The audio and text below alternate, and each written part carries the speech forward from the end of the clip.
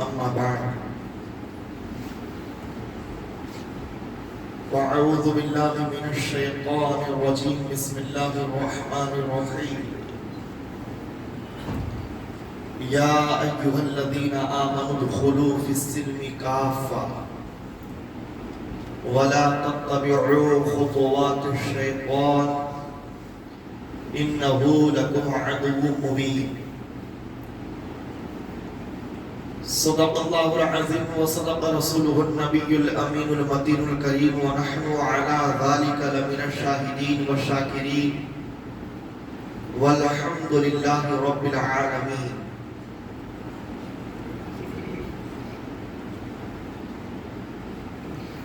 نبی کریم صلی اللہ علیہ وسلم پر ایمان لانے والوں، سچے دینی مسلمان بھائیوں،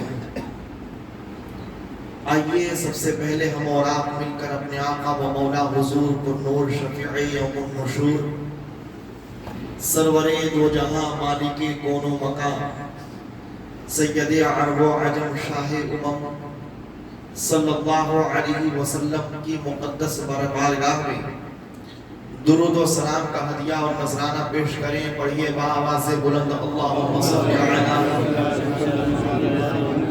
سیدنا و شفیعنا و حبیبنا و طبیبنا و کریمنا و غوثنا و غیاثنا محمد معدن الجود والکرم و آلہ و اصحابہ و بارک وسلم صلاة و سلاما دائما ابدا علیک یا رسول اللہ صلی اللہ تعالی علیہ وسلم. عزیزان ملت اسلامیہ، قرآن کریم کی جس مقدس آیت کو آج میں نے عنوان سخن بنایا ہے، اس کا مفہوم اور ترجمہ یہ ہے. اللہ تبارک و تعالی ارشاد فرما رہا ہے، یا ایھا الذین آمنوا، اے ایمان والو، اسلام میں مکمل طور پر داخل ہو جاؤ. وَلَا تَتَّبِعُوا خُطُوَاتِ الشَّيْطَانِ، اور شیطان کے نقش قدم پر مت چلو، شیطان کے راستے کی پیروی نہ کرو،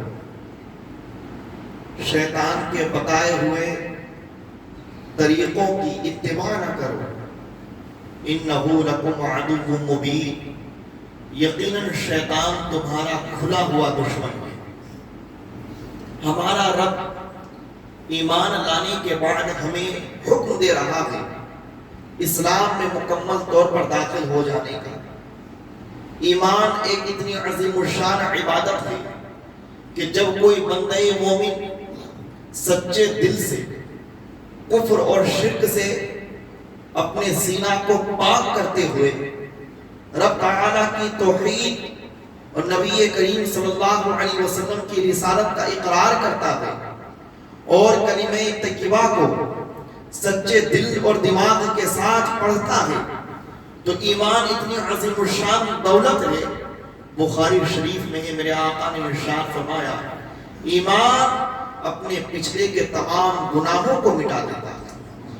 جب بندہ 60 برس کی عمر میں مومن ہوا، 60 برس تک اس نے جتنی بھی گناہیں کی ہو، جتنے فواحش، جتنے منکرات، جتنے حرام اور جتنے ہی گناہوں کے کام اس نے کیے ہو، جب وہ ایمان لاتا ہے تو 60 برس تک کے کیے ہوئے تمام گناہوں کو یہ کلمہ طیبہ مٹا دیتا ہے.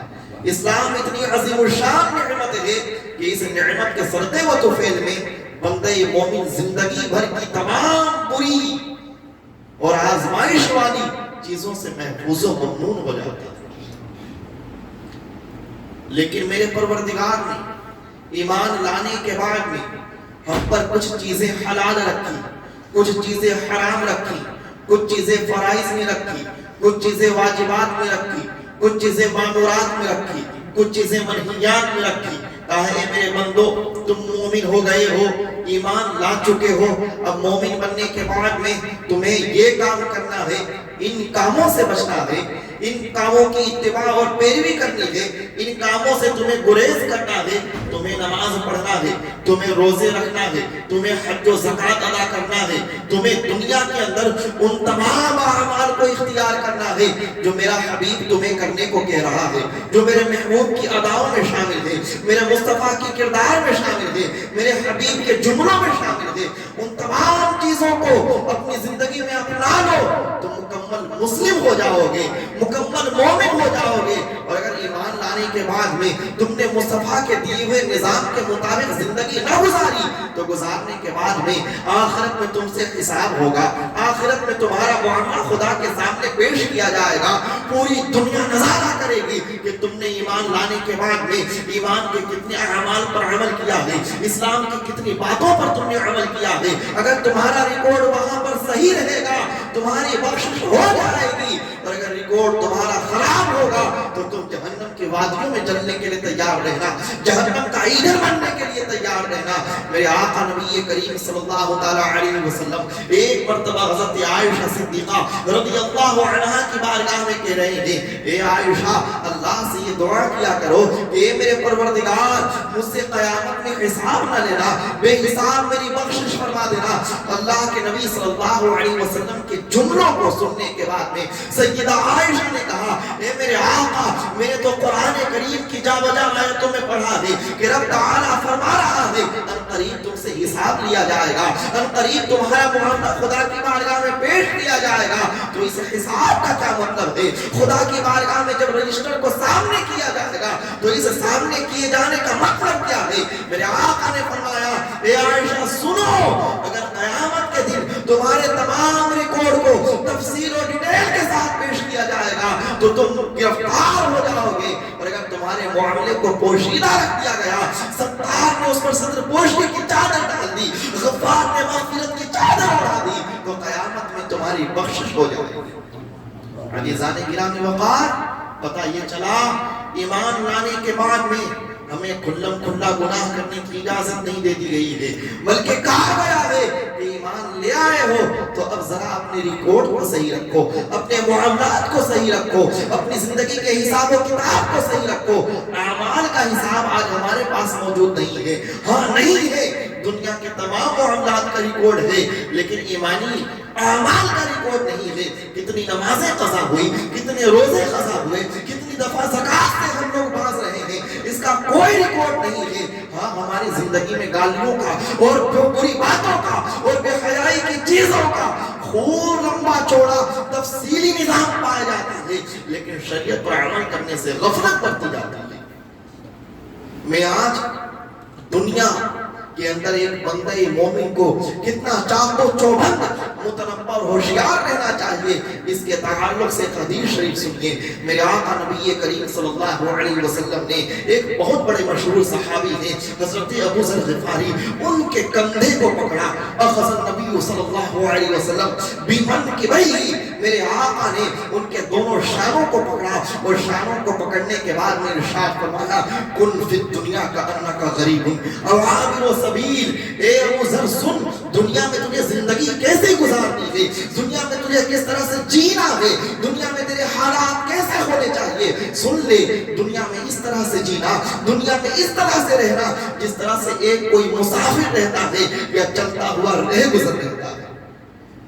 اس حدیث شریف میں دیکھیے میرے آقا فرما رہے ہیں، اے ابو ذر دنیا میں اس طرح سے رہنا جس طرح سے کوئی مسافر رہتا ہے یا چلتا ہوا رہ گزر رہتا ہے۔ میرے آقا نے مختصر جملوں میں ارشاد فرما دیا، اے ایمان والو، یہ دنیا تمہارا دائمی ٹھکانہ نہیں ہے بلکہ یہ تمہارے لیے مسافر خانہ ہے، یہاں تمہیں اسی طرح زندگی گزارنی ہے جس طرح سے کوئی ٹریولر ہوتا ہے اور وہ اپنی زندگی گزارتا ہے، وہ کسی ٹھکانے کو اپنی منزل نہیں تصور کرتا ہے، وہ کسی جگہ کو اپنا دائمی مرکز نہیں سمجھتا ہے، وہ کسی بھی جگہ کو اپنا ہمیشہ رہنے والا مسکن نہیں تصور کرتا ہے، بلکہ وہ یہ خیال کرتا ہے کہ یہ دو چند لمحے کا ٹھکانہ ہے، اس کے بعد مجھے اپنی منزل کی طرف جانا ہے۔ میرے آقا نے فرمایا، دنیا میں اس طرح رہو جس طرح کوئی مسافر ہوتا ہے. اب آپ بتائیے مسافر جب اپنے گھر سے نکلتا ہے اس کی حالت کیا ہوتی ہے؟ وہ گھر والوں کو مکمل طور پر الوداعیہ سلام کہتے ہوئے جب اپنی منزل کی طرف رواں ہوتا ہے اس کے ساتھ میں اتنا ہی سامان ہوتا ہے جتنا کہ وہ مشقت اٹھا سکے، جتنی کہ اسے برداشت کرنے کی طاقت ہو. وہ اپنے ساتھ میں ایکسٹرا لگیج نہیں لے جاتا ہے، ایکسٹرا سامان نہیں لے جاتا ہے. کہ سفر کی حالت میں وہ مکمل طور پر کوشش کرتا ہے کہ پریشانیوں سے بچتا رہے، مصیبتوں سے بچتا رہے، درد و الم سے بچتا رہے، غم سے بچتا رہے، مکمل طور پر چاق و چوبند رہتا ہے. کوئی اس کا سامان نہ چرا لے جائے، کوئی اس کا سامان تتر بتر نہ کر دے، کوئی اس کے سامان کو لوٹ نہ لے جائے، کوئی شخص اس کے سامان کو تباہ و برباد نہ کر دے. مکمل طور پر اس کے دماغ میں یہ بات گردش کر رہی ہوتی ہے کہ مجھے اپنی منزل کی طرف جانا ہے تو اپنے سامان کی حفاظت کرتے ہوئے جانا ہے اور ہر قسم کی پریشانیوں سے بچتے ہوئے جانا ہے. میرے آقا نے فرمایا اے ایمان والو یہ دنیا تمہارے لیے دارالعمل ہے، یہ مسافر خانہ ہے. یہاں تمہارے پاس میں تمہارا سب سے قیمتی سامان، تمہارا سب سے قیمتی اثاثہ، تمہارا سب سے قیمتی سرمایہ اور سب سے قیمتی لگیج یہ ہے کہ تم ایمان والے ہو، تمہیں اللہ نے ایمان کی دولت عطا کر دی ہے. اب تم راستے میں ہو، یہ ایمان کی دولت کو چوری کرنے والے، ڈاکہ ڈالنے والے، ایمان کی دولت کے لٹیرے تمہیں جا بجا راستے میں ملتے نظر آئیں گے. کبھی وہ پھر تہائے باطلہ کی شکل میں آئے گا، کبھی ابلیس کی شکل میں ہوگا، کبھی نفس امارہ کی شکل میں ہوگا. وہ تمہارے ایمان پر ڈاکہ ڈالے گا، تمہارے ایمان کو لے جائے گا، نمازوں سے دور کر کے نمازوں کا تحفہ لے جائے گا، روزوں سے دور کر کے روزوں کی نعمتیں لے جائے گا.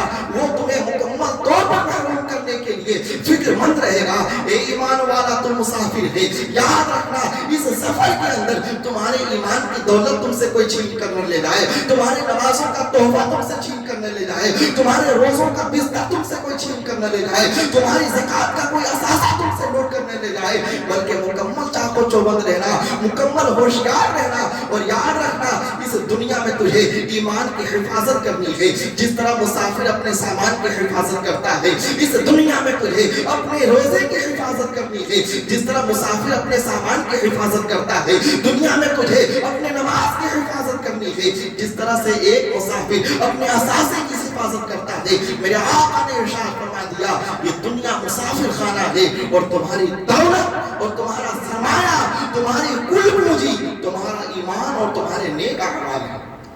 اب ہمیں آخرت کی تیاریاں کرتے ہوئے دنیا میں زندگی بسر کرنی ہے. میرے آقا نے ارشاد فرمایا دنیا میں اس طرح رہنا ہے جس طرح ایک مسافر رہتا ہے. مسافر جب تک منزل پر نہیں پہنچ جاتا وہ ہمیشہ فکر کرتا ہوا رہتا ہے، چاق و چوبند رہتا ہے، متنبہ ہوشیار رہتا ہے. اسی طرح سے تمہیں دنیا سے آخرت کا سفر اس طرح سے طے کرنا ہے کہ چاق و چوبند اور ہوشیار رہنا ہے. پھر میرے آقا نے ارشاد فرمایا مسافر سے بڑا زبردست مسافر وہ ہوتا ہے جو عابر سبیل یا رہ گزر یا چلتا ہوا ہوتا ہے. ایک مسافر ہوتا ہے تھوڑی سی مشقت ہوئی، پریشانی ہوئی، تھک ہار کر بیٹھ جاتا ہے، آرام کرنے کی فکر میں رہتا ہے. لیکن چلتا ہوا رہ گزر وہ ہوتا ہے کہ جب تک منزل تک نہیں پہنچ جاتا اس کے قدم چلتے رہتے ہیں، اس کے قدم میں ڈگمگاہٹ نہیں پیدا ہوتی ہے، اس کا قدم ہمیشہ مسلسل حرکت میں رہتا ہے. میرے آقا نے ارشاد فرمایا تمہیں بھی مسافر سے بڑھ کر چلتا ہوا رہ گزر بننا ہے. اور جب تک تم منزل پر نہ پہنچ جاؤ نہ تمہاری نمازیں بند ہونی چاہیے، نہ روزے بند ہونے چاہیے، نہ زکات بند ہونی چاہیے، نہ ایمان کے مکمل طور پر حفاظت سے غفلت ہونی چاہیے. پوری طرح اپنے عمل کی حفاظت کرتے ہوئے چلنا. اور شیطان کھلم کھلا دشمن ہے. حضرت امیر معاویہ رضی اللہ تعالی عنہ صحابی رسول ہے. حضرت رومی نے اپنے اشعار میں ایک لطیف واقعہ احادیث کی روشنی میں ذکر کیا ہے. علامہ رومی کہتے ہیں حضرت امیر معاویہ رضی اللہ تعالی عنہ سو رہے تھے. فجر کی نماز کا وقت ہوا. فجر کی نماز کے وقت میں ایک شخص آتا ہے، پیر دباتا ہے، کہتا ہے اٹھ جائیے فجر کی نماز کا وقت ہو گیا. حضرت امیر معاویہ اپنی آنکھ کھولتے ہیں، روم میں دیکھتے ہیں کہیں کوئی شخص نظر نہیں آتا ہے، کوئی پہرہ دار موجود نہیں ہے، کوئی محافظ موجود نہیں ہے. آپ حیرت میں پڑ جاتے ہیں آخر مجھے بیدار کس نے کیا؟ آپ پوچھتے ہیں اے وہ شخص جو میری نگاہوں سے پوشیدہ ہے میرے سامنے حاضر ہو جا۔ اللہ اکبر، ایک صحابی رسول کا جلالی تیور تھا، ابلیس سامنے آ کر کہتا ہے سنیے میں ابلیس ہوں، یہ وہ ابلیس ہے جس نے خدا کی نافرمانی کی، جس نے بندوں کو نمازوں سے روکا، جس نے بندوں کو ایمان سے روکا، جس نے بندوں کو روزوں تمام نیک عبادتوں سے روکا۔ وہ حضرت امیر معاویہ کو نماز پڑھنے کے لیے بیدار کرنے آیا ہے۔ امیر معاویہ اس کا چہرہ دیکھ کر حیرت میں پڑ جاتے ہیں، کہتے ہیں اے ملعون، اے مردود ابلیس، تیرا کام تو یہ ہے کہ تو ایمان والوں کا ایمان لوٹ لے کر جاتا ہے، تو ایمان والوں کے روزے لوٹ لیتا ہے، ایمان والوں کی عبادتیں لوٹ لیتا ہے، لیکن آج تم مجھے بیدار کرنے آیا ہے۔ ابلیس کہتا ہے اے معاویہ سنیے، کل کی نماز میں نے آپ کی قضا کروا دی تھی، اس کے بعد جب آپ کی آنکھ کھلی اللہ کی بارگاہ میں آپ نے اتنی گریہ وزاری کی ہے، اس قدر آہ و فغاں کیا ہے کہ رب تعالیٰ نے اسے ایک نماز کی بدلے میں آپ کو 100 نمازوں کا ثواب عطا کر دیا ہے۔ مجھے آج پھر ڈر ہوا کہ کہیں آپ کی نیند لگی رہ جائے اور آپ جب بیدار ہو کر گریہ وزاری کریں تو 100 نمازوں کا ثواب نہ مل جائے۔ شیطان وہ ہے جو لمحہ لمحہ فکر کر رہا ہے کہ ہماری عبادتوں کو لوٹ کر لے جائے، لمحہ لمحہ وہ اس فکر میں ہے کہ ہماری عبادت کو ڈکریز کر دے۔ وہ ہماری زندگی کے اندر اللہ کا قرب سے روکنا چاہتا ہے، اللہ کی بارگاہ میں مرتبہ اور فضیلت سے ہمیں روکنا چاہتا ہے۔ آؤ اے ایمان والو، خدا کی بارگاہ میں مومن بن جاؤ، مخلص بن جاؤ اور رب تعالیٰ کی بارگاہ میں صدق دل سے متوجہ ہو جاؤ۔ میرے آقا ارشاد فرماتے ہیں اذا مات الانسان، جب میت ہو جاتی ہے، انسان دنیا سے چلا جاتا ہے، جب اس کا آخری وقت ہو جاتا ہے، میرے آقا نے ارشاد فرمایا اس کے بعد یتبع المیت ثلاثۃ، اس مردے کو قبر تک 3 افراد لے جاتے ہیں، اس مردے کو قبر تک 3 قسم کے لوگ لے جاتے ہیں۔ میرے آقا نے ارشاد فرمایا یرجع اثنان ویبقى معه واحد، 2 چیزیں لوٹ آتی ہیں قبر تک جانے کے بعد میں، ایک چیز قبر میں اس کے ساتھ اتر جاتی ہے، ایک چیز اس کے ساتھ باقی رہتی ہے۔ میرے آقا نے ارشاد فرمایا یرجع اہلہ ومالہ، جب وہ دنیا سے جاتا ہے تو جانے کے بعد میں 2 لوگ لوٹ آتے ہیں، اس کے خیش و اقارب لوٹ آتے ہیں، دوست و احباب لوٹ آتے ہیں، کنبہ گھرانے والے لوٹ آتے ہیں، اپنے چاہنے والے چھوڑ کر آ جاتے ہیں۔ وہ غلام، وہ زر خرید غلام جو پوری زندگی اس کی خدمت کرتا تھا، اس کا مال بن کے اس کے ساتھ رہتا تھا، وہ غلام بھی قبر تک جاتا ہے، لوٹ آتا ہے۔ زندگی کا مال و زر یہ ساری چیزیں قبر تک جاتی ہیں، لوٹ کر آ جاتی ہیں، لیکن وَيَبْقَى مَعَهُ عَمْلُهُ، لیکن جب وہ قبر کی تاریک کوٹری میں اترتا ہے، جب وہ قبر کی وحشتناک خطرناک تاریکی میں جاتا ہے تو میرے رب تعالیٰ کے فضل و کرم سے میرے آقا نے فرمایا اس مردے کے ساتھ میں، اس میت کے ساتھ میں اس کا عمل باقی رہ جاتا ہے۔ جب وہ قبر میں جاتا ہے اس کی نماز رہ جاتی ہے باقی، اس کا روزہ اس کے ساتھ ہوتا ہے، اس کی عبادتیں اس کے ساتھ ہوتی ہے، اس کا سارا عمل اس کے ساتھ ہوتا ہے، اور باقی تمام چیزیں چھوڑ کر چلی آتی ہیں۔ آپ بتائیے کیا قبر کی تاریکیوں میں ہمیں نہیں جانا ہے؟ کیا قبر کی پرخار وادیوں میں ہمیں نہیں اترنا ہے؟ کیا میدان محشر کے تپتے ہوئے ریگزار میں ہمیں نہیں چلنا ہے؟ کیا ہمیں پرصراط سے ہو کر نہیں گزرنا ہے؟ کیا ہمارے اعمال کا حساب و کتاب نہیں ہونا ہے؟ کیا میزان عمل کے 2 پلڑے نہیں کیے جائیں گے؟ کیا جہنم کی سلگتی ہوئی وادیوں کا نظارہ نہیں کیا جائے گا؟ خطرناک تمام پرہول وادیوں سے گزرنا ہے، اس کے لیے کتنی نمازیں ہم نے پڑھی ہیں، کتنے روزے ہم نے کیے ہیں، کتنی مرتبہ استغفار ہم نے کیا ہے، کتنی مرتبہ خدا کی بارگاہ میں تنہائیوں میں اپنے اعمال کو دیکھ کر کے ہم نے آنسو بہائے ہیں۔ اللہ کی قسم آج ایسا مرد مومن نظر نہیں آتا ہے جو رب تعالیٰ کی سچی خشیت اور خدا کا سچا خوف اپنے قلب میں رکھتا ہو، اپنے دل میں توحید کی رسی کو مضبوطی سے تھام کر رکھے ہوا ہو۔ ہر طرف نظر آتے ہیں تو ایمان کو برباد کرنے والے، ایمان کے نشیمن کو اڑانے والے، ایمان کے چراغ کو بجھانے والے اور ایمان کی سلگتی ہوئی کھیتی کو اور فصلوں کو تباہ و برباد کرنے والے ہر سو دکھ رہے ہیں۔ مصطفیٰ کریم کے وسیلے سے، ان کے صدقے و طفیل سے، ان کی ذات اقدس سے محبت کے رشتے کی وجہ سے آئیے تہیا کرتے ہیں گناہوں سے بچنا ہے، ایمان کی حفاظت کرنی ہے، اعمال صالحہ کی طرف متوجہ ہونا ہے، اور کون سا عمل خدا کی بارگاہ میں میں مقبول ہے۔ آخری واقعہ کی روشنی میں میں اپنی گفتگو کو سمیٹنا چاہوں گا۔ ایک بہت بڑے اللہ کے ولی ہیں، ایک مرتبہ اپنے مرید کو کچھ ساز و سامان، خورد و نوش کی چیزیں دیتے ہیں، کہتے ہیں اے میرے مرید یہ دیکھ دریا سامنے ہے۔ دریا کے قریب جانا، کہنا اے دریا اس مرد قلندر کے وسیلے سے مجھے راستہ دے دے جس نے آج تک اپنے لیے اپنی بیوی سے قربت و صحبت نہیں کی۔ جا کر کے دریا کے سامنے یہ جملہ جیسے ہی بولتا ہے، دریا نے مکمل راستہ دے دیا۔ وہ انسان آرام سے دریا پار کر کے جب پہنچتا ہے، ایک ولی کا دیدار کرتا ہے۔ ولی کے دیدار کے بعد انہیں کھانا کھلاتا ہے، پھر وہ کہتے ہیں جاؤ دریا کے قریب جانا اور کہنا اے دریا اس مرد مجاہد کے واسطے سے مجھے راستہ دے دے جس نے اپنے لیے کبھی کھانا نہیں کھایا۔ جا کر کے دریا کے سامنے یہ مقولہ جیسے ہی اس نے بیان کیا، دریا نے راستہ دے دیا۔ مرید بڑا پریشان، بڑا فکر مند، بڑا حیرت زدہ، بڑا غم زدہ، بہت ہی زیادہ متجسس۔ میرے مرشد کے پاس تو 10 بچے ہیں، یہاں پیر صاحب کو میں نے کھاتے ہوئے دیکھا ہے، آخر ماجرا کیا ہے؟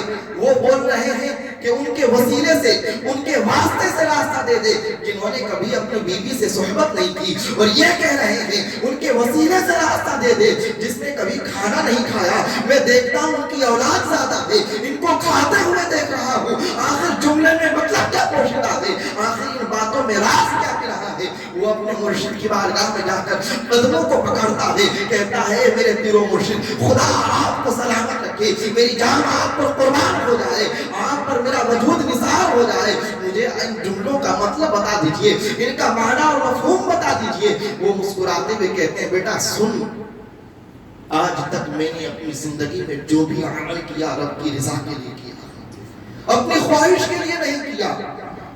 میں اگر اپنی بیوی کے قریب گیا ہوں تو اس کے حقوق کو ادا کرنے کے لیے گیا ہوں، کبھی میں نے اپنی خواہشات یا اپنی مراد یا اپنی تمنا پوری کرنے کے لیے نہیں کی ہے۔ اس لیے جو عمل میں نے رب کی رضا کے لیے کیا ہے وہ عمل میرا نہیں خدا کے لیے ہے، اس لیے میں اس عمل کو اپنا شمار نہیں کر رہا ہوں۔ اور اس بندے نے، اس ولی نے جو جملہ ادا کیا، اس کا مطلب یہ ہے کہ آج تک انہوں نے اپنی نفس کی تسکین کے لیے، اپنی خواہشوں کو پورا کرنے کے لیے کھانا نہیں کھایا، بلکہ جب بھی لقمہ اپنے شکم میں اتارا ہے اس نیت سے اتارا ہے اے میرے پروردگار اس لقمہ سے مجھے اتنی طاقت دے کہ میں تیری عبادت کر سکوں۔ اس کا لقمہ، اس کا کھانا پینا رب کی رضا کے لیے تھا، اور یہاں میری بیوی سے قریب ہونا بھی رب کی رضا کے لیے تھا۔ ہم دونوں کا کوئی عمل ایسا نہیں ہے جو رب کی رضا سے خالی ہو، اس لیے ہمارے ان اعمال پر تعالی ہمیں ثواب عطا فرماتا ہے۔ پتہ یہ چلا مرد مومن کا جو عمل رب کی رضا کے لیے ہو جاتا ہے وہ خدا کی بارگاہ میں مقبول ہوتا ہے، اور جو عمل رب کی رضا کے لیے نہ ہو وہ خدا کی بارگاہ میں مقبول نہیں ہوتا۔ اور میرے آقا نے ارشاد فرمایا المومن یجر فی کل عملہ حتی فی اللقمۃ یرفعها الی فی امرأتہ، کہ مرد مومن جب مکمل طور پر مومن ہو جاتا ہے اس کے تمام عمل پر اس کو ثواب دیا جاتا ہے، یہاں تک کہ وہ لقمہ جو اٹھا کر اپنی بیوی کے منہ تک پہنچاتا ہے اس پر بھی رب تعالی ثواب عطا فرماتا ہے۔ آئیے ایسے مومن ہو جائیں جو قبروں کو یاد کرنے والے ہوں، خدا کا خوف رکھنے والے ہوں، عذاب قبر سے ڈرنے والے ہوں، اور آخرت کی وادیوں کے لیے مکمل طور پر دنیا میں اثاثہ، توشہ اور زاد سفر تیار رکھے ہوئے ہوں۔ رب تعالی ہمارے گناہوں کو معاف فرمائے، ہمیں صراط مستقیم پر قائم و دائم رکھے، اور